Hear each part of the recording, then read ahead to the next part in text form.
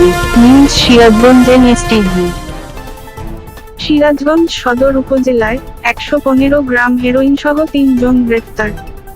সিরাজগঞ্জ সদর থানার বাজার স্টেশন সংলগ্ন শম্পা সুইটস এন্ড কনফেকশনারির সামনে থেকে ১১৫ গ্রাম হেরোইন সহ রাকিবুল ইসলাম, রুহুল আমিন শেখ এবং মমতাজ খাতুন নামের ৩ জন মাদক কারবারিকে গ্রেফতার করেছে সিরাজগঞ্জ জেলা গোয়েন্দা ডিবি। বিষয়টি নিশ্চিত করেছেন জেলা গোয়েন্দা শাখার ভারপ্রাপ্ত কর্মকর্তা মোহাম্মদ জুলহাজ উদ্দিন।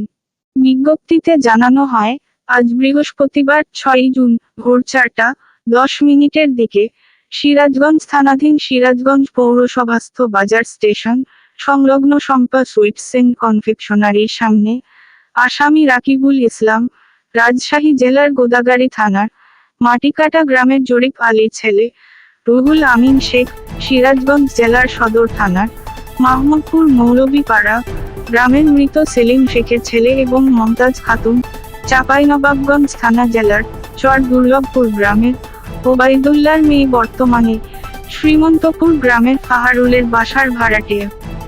গোদাগাড়ী থানার রাজশাহী জেলাদের হেফাজত হতে সর্বমোট ১১৫ গ্রাম হেরোইন উদ্ধার করা হয়। গ্রেফতারকৃত আসামিদের বিরুদ্ধে আইনানুগ ব্যবস্থা গ্রহণ শেষে বিজ্ঞ আদালতে প্রেরণ করা হবে বলে জানানো হয়। সিরাজগঞ্জের সকল খবর সবার আগে জানতে চোখ রাখুন এসটিভি নিউজ সিরাজগঞ্জ।